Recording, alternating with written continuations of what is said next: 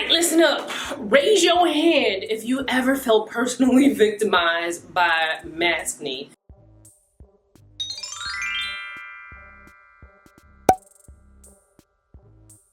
Our next guest in the Hyperpigmentation Series, this is a series reviewers quite like you come on the channel and discuss how you got rid of your hyperpigmentation. I think a lot of us can relate to our next guest because culturally, those of us of color, it's just not, we're just not wearing the sunscreen. We think we're brown, we're black, it don't crack, it don't frown, brown don't frown. We think that we're immune to the sunscreen conversation, but our next guest quickly found out that that is not the case. Our next guest, Vansh, is going to talk to us about how he mastered the fight against Maskne, how he faded his hyperpigmentation, and also, I think you would definitely want to stick around for the end in particular. Now, there are timestamps listed below so you can, kind of flow through the video, but please watch the whole thing. I feel like there's a lot to be learned in these videos, and you kind of miss that if you're just skipping around and you're not watching the full things. But anyway, without further ado, let's get into this. I grew up in India, so I moved to Canada when I was 17, in 2017, and I never wore sunscreen. So I only wore sunscreen occasionally, and my dermatologist, actually, I went to a dermatologist when I was around 14 or something, that she told me to wear sunscreen, like, you have to wear sunscreen, because I was getting a lot of whiteheads, because I have, to preface, I have oily skin, and I was using like this thick, cold cream in the humid climate in India, so I got all these like clogged pores, these whiteheads, and that just like left my skin not great. So I had to be put on what is that, the isotretinoin, Accutane. Yes. I got put on a very low dosage of Accutane, a very low amount, and I was also using topical creams to get rid of that. So at that time she was like, no, you have to wear sunscreen. So I was given a sunscreen to wear, but then that habit kind of was just like, oh, I'm gonna wear it in the summer because that's what you hear. So I because the sun is so bright in India, like I just had a lot of hyperpigmentation. Most of it was around the perimeter of my face. So I don't really have a lot in the center of my face, most of it around the sides, because most of the time if I went to school or something, there was a window, so I would get the sun exposure on my side. If I'm in the car, in a bus or something, it's always on my side. So that's where it kind of got started. And then I also always had really dark under eyes, which is mostly genetic, but some of it was also exacerbated from like the UV damage and not sleeping well and just unhealthy habits too. So that, like, my under eyes were usually my biggest insecurity. So that's like my two areas of hyperpigmentation, I would say. And also then I did get into skincare in like, I would say like 2018. I started really getting into skincare, starting using sunscreen more regularly.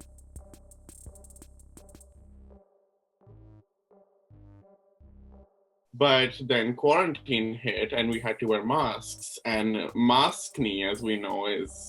Yes. I was wearing these masks and I was trying to be like environmentally friendly and like wearing my reusable masks, my cotton ones, and my university actually gave us these masks that were made of it's like a synthetic material. It was, I forget, it's like a polyester material, and that is like it keeps everything in. Like it felt like a sauna in there around my mouth. So it's like in the Canadian winter, I'm like cold up here and I'm warm in here. Like it's just a weird kind of contrast. So that made it a lot worse. And also I was living in a place where I didn't have a washer of my own, so I wasn't washing them regularly either. So I would try to switch them out, but so then I just started breaking out a lot, like over here. I think some of them are still visible, like just like where it goes. So they became kind of painful, and they had like a big head to it too. I'm not sure what the proper term would be for that. Like they were really inflamed. So at that point, I was like, okay, this is bad because I had just gotten my skin to like a good place, and now I have to start over and have to start thinking about this new Maskne thing. And it did seem like we're going to be wearing masks for a really long time. So it made me really think about how I'm going to tackle this, because for the foreseeable future now, I'm going to be wearing masks.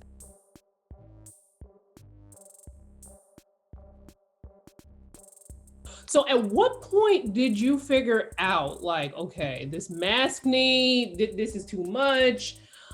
What am I going to do? So how did you figure out what you needed to do in your routine to kind of, because your skin, like you're talking to me and you're talking about, oh, I had, all this acne here. And I'm looking at your skin like, man, your skin looks great. So how did you figure out what you needed to do?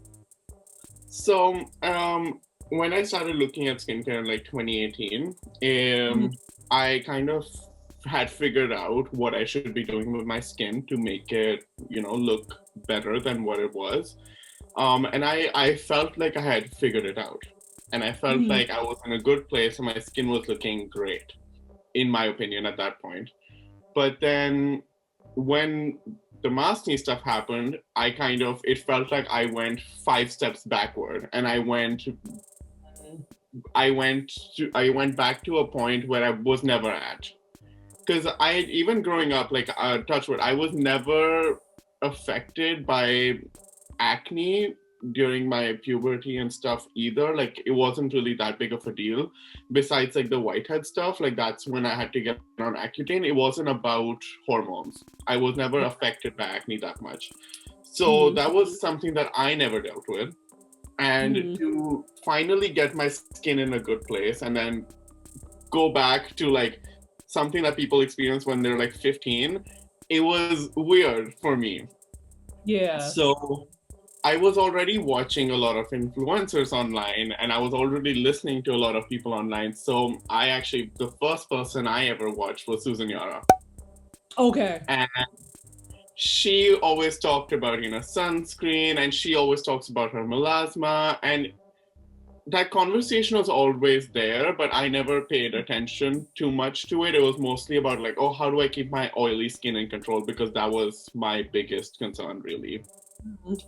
So I used to watch a lot of other skincare influencers. Yeah, I just started watching these people, and I started going to Sephora a lot more. I started looking up like what I can use, and it was just really interesting to me then. So I just started looking into it more, and I started focusing my research onto hyperpigmentation a lot more and looking at what helped other people. So I started watching your channel then.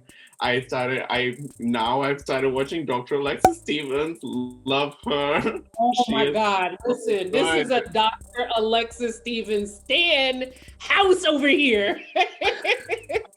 Love her. I watch Nye from LA Beautyologist. Yes, I love her too, yes. So I think that's where I pivoted. I was like, I need to watch more content that's geared towards my skin tone and hyperpigmentation and how it can protect it.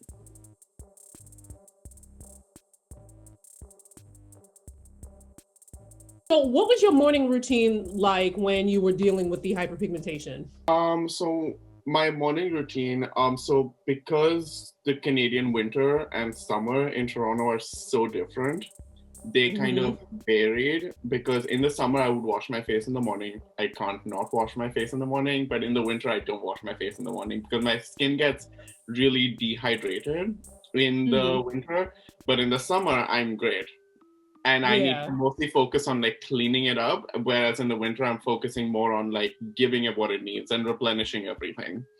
So either if I'm washing my face, I would usually use something like the CeraVe Hydrating Cleanser or the Vanny Cream Cleanser, something very gentle, because I can't use the CeraVe one at night. It's not enough.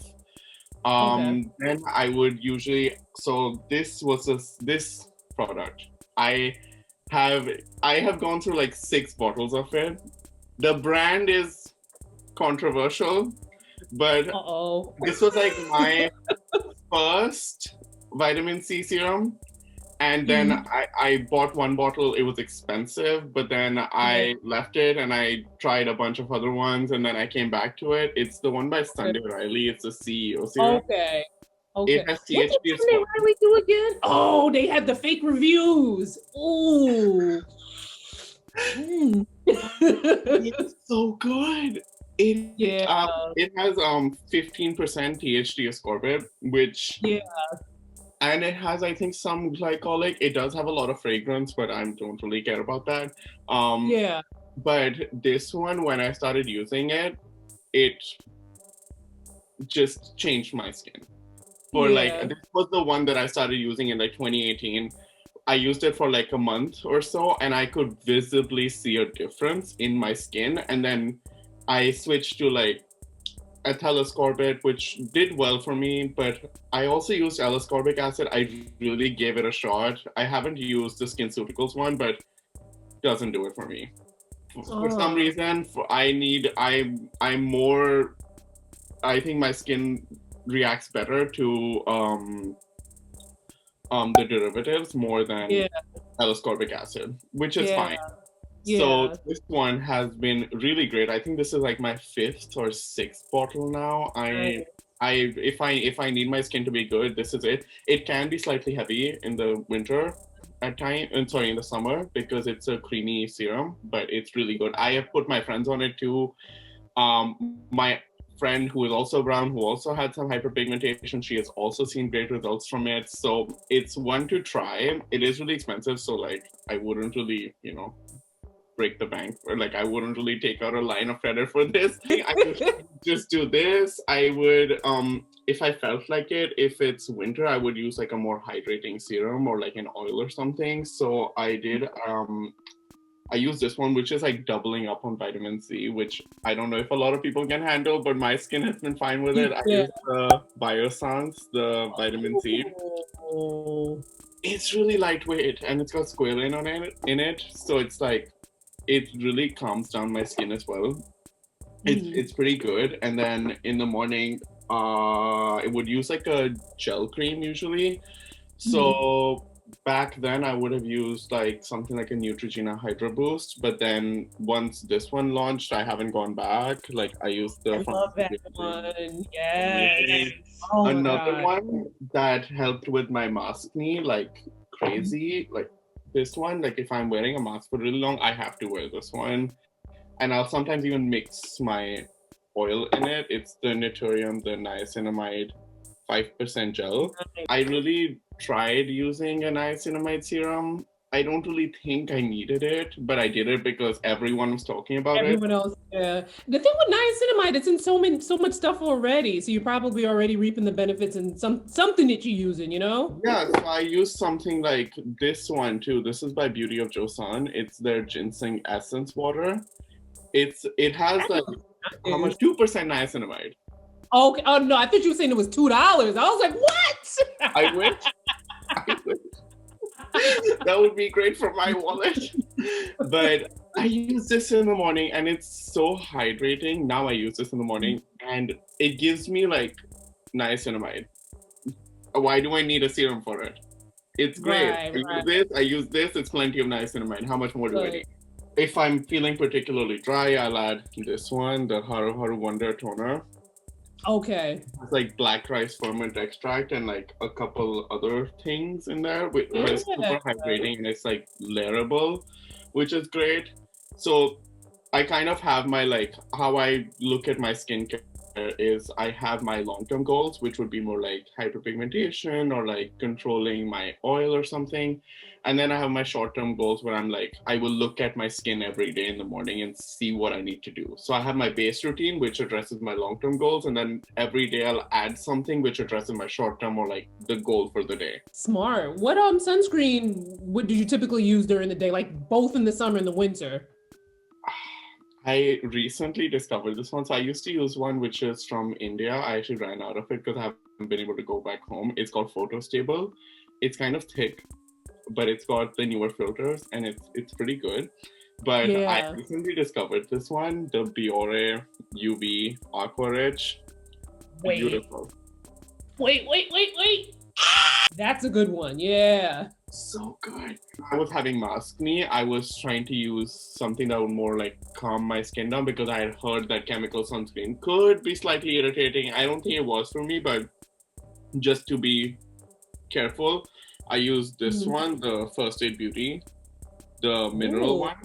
This one doesn't leave a white cast on me. It is greasy. It was slightly greasy, but I could remedy that with some powder. So I used something like this. This also has SPF in it. It's by Tarte. It's an SPF powder. But yeah, I'm not really sure how this one would look on darker skin tones, but on me it was okay. I didn't really, there was no white cast.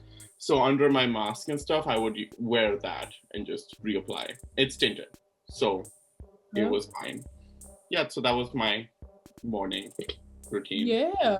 What is your morning? Yeah. What does your morning routine look like now? Is it? Would you say it's pretty similar? It is pretty similar. So I wouldn't usually wash my face, and then I would, if I unless I use like a sleeping mask or something, wouldn't wash my face. I would use this. I would go in with this first. Use this. If that didn't cut it, then I'll add this. This is for sure, and then I'll just do the pharmacy, and I'll maybe mix in a couple of drops of this if I need it.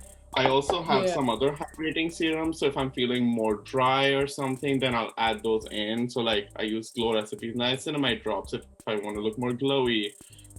Sometimes actually, this one has been really good. I don't have it here, it's in my bathroom, but the Necessaire body serum on my face. Really? You get 150 ml of it. And if I use it on my face, it will last you so long. It is such a bargain. But it's so intensely hydrating. It's really good. It's like a thicker serum. It's like a gel kind of a thing. It's kind of similar to the texture of the Biore sunscreen, I would say. And when it goes on, like you just feel hydrated. And it has niacinamide in it too. And I think it has some exfoliants. I'm not 100% sure about that. But yeah. So it feels really nice. I don't really need much else after that.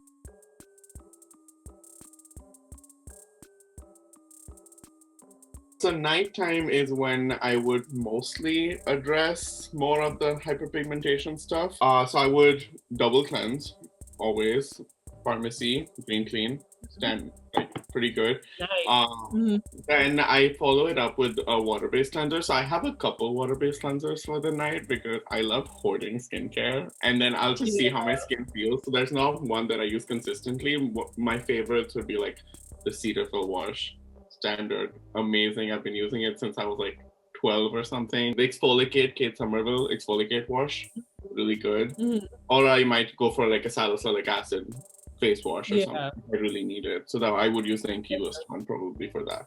And then after that, I would, recently I went through this one. I don't know if I will repurchase it, but I used the Alpha Arbutin Essence. Or earlier I was with the ordinary Alpha Arbutin.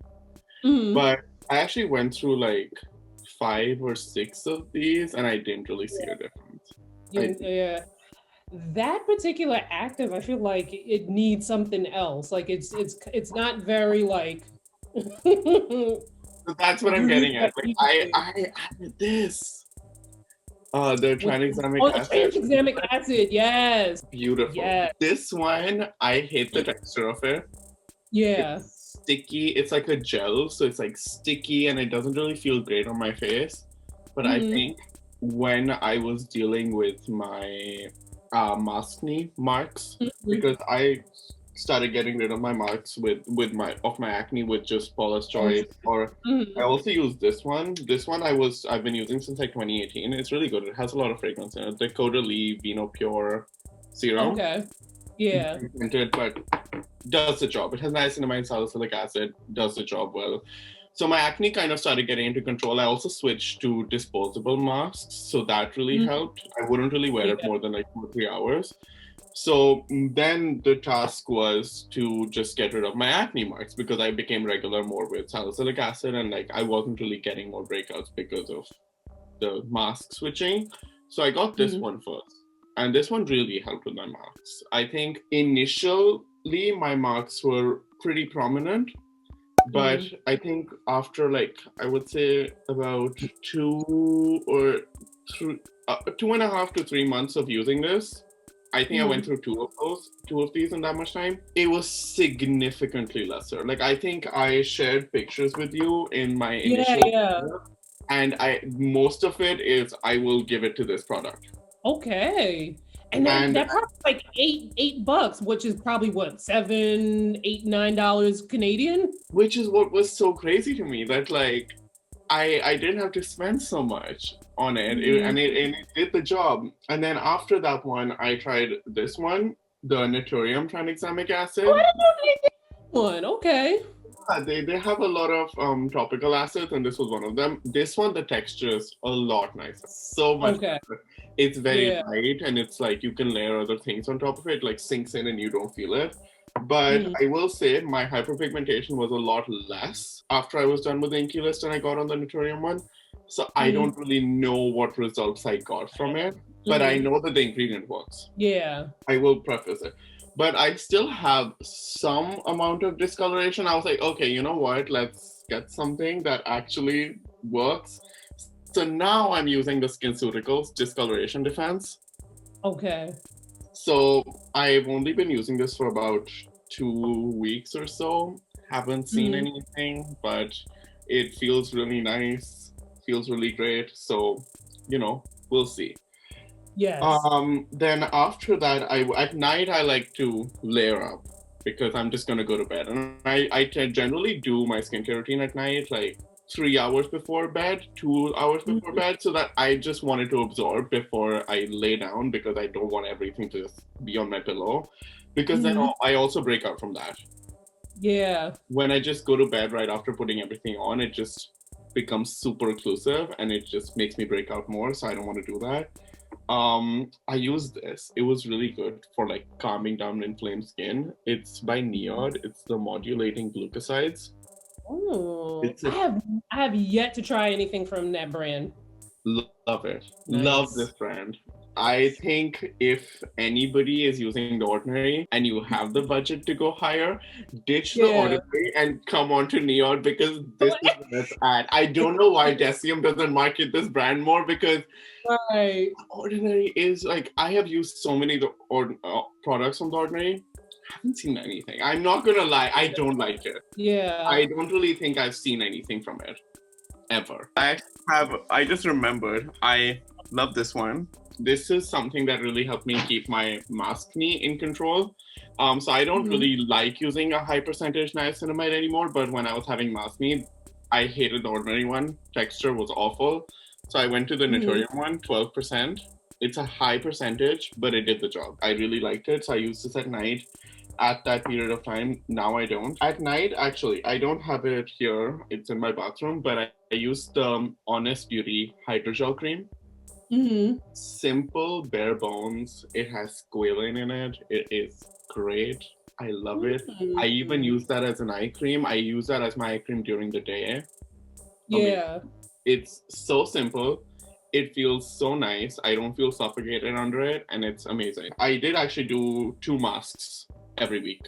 I have been doing those. Those have been amazing for me. So again, another Neod product.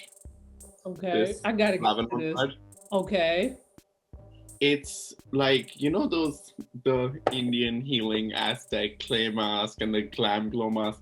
It is like their like educated big sister. It doesn't make you dry. They have like some 3-step decongestion system. So like they not only decongest your oil, but they also do something for like your environmental damage. It has like resveratrol in it, and it does more for you than just like your traditional clay mask, and it burns after you take it off. So when you have it on, it feels fine, but when you take it off, it burns, but it goes away. And that's like, they tell you that it's expected. It's supposed to burn after. Yeah. But then I will follow it up with this, or I follow it up with this, or, something like this One with like before you put up the Biossance, what was that? That was the the niacinamide. modulating glucosides. Gotcha. Okay.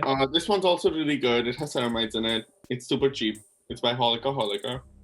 It's an emulsion. I've even used this as my moisturizer at night. It's been great. Super calming. Or the Claire's Midnight Blue Calming Cream. Also, nice. Wonderful product.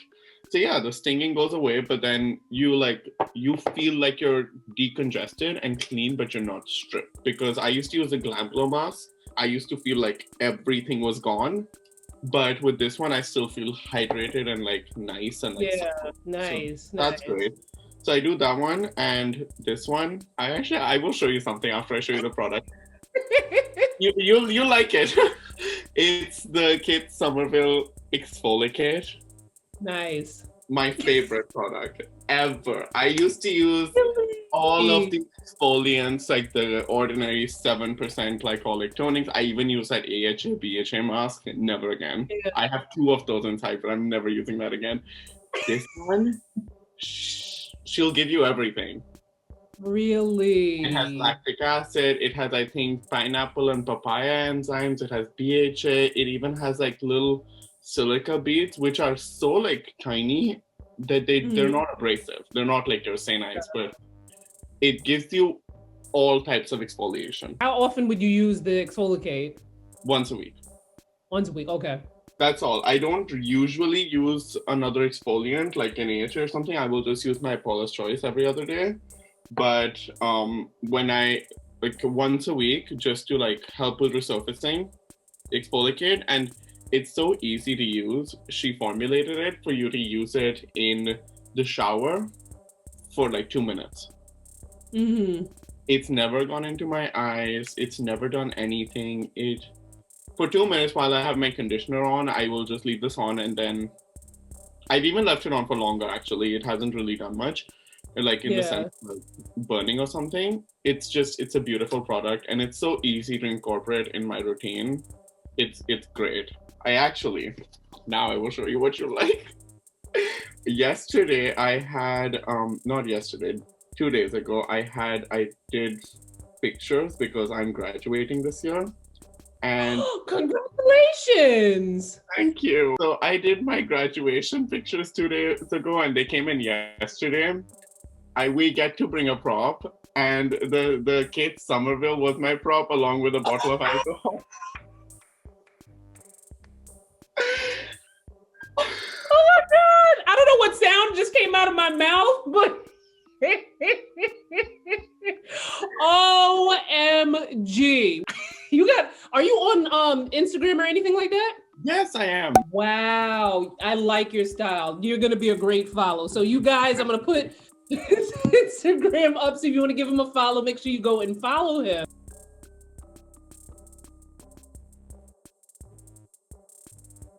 What would you say is some like drawbacks or things that like big things that you've learned, things that stuck out to you throughout the whole like skin clearing journey? I had to kind of reconcile the fact that hyperpigmentation comes with being a person of color.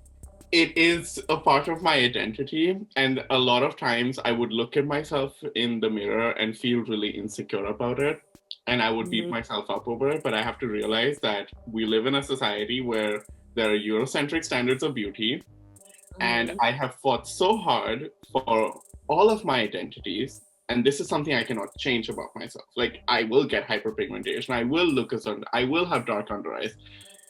So it was kind of a journey in the sense of coming to terms with the fact that I look like this and I am not the norm.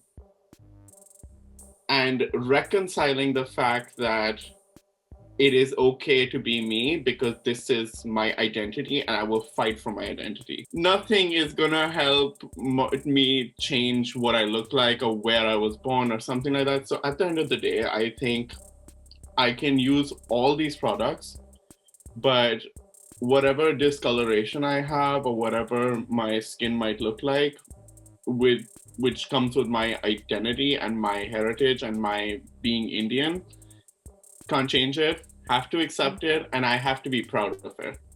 Yep. like whatever my skin tone is, I love it. I love my skin. I love my hyperpigment. I love my discoloration, and I love my under eyes. I hate that on TikTok white people are turning my under eyes into a trend now. I don't know if you've seen that. They like paint it like purple and they'll like blend it out now to look tired. I'm on TikTok. I haven't seen that. Oh my God. That pissed me off. That really pissed me off because for me, now I've started wearing concealer at times, but a lot of times when I wouldn't get enough sleep, like my under eyes would get really deep, very dark. I would just be like, oh, you look so tired. Or like, even if I have slept enough, oh, you look so tired. Are you okay? Are you sad? No, like, this is just how I look. And just because I don't fit the standard of beauty, it was always like, oh, is everything okay?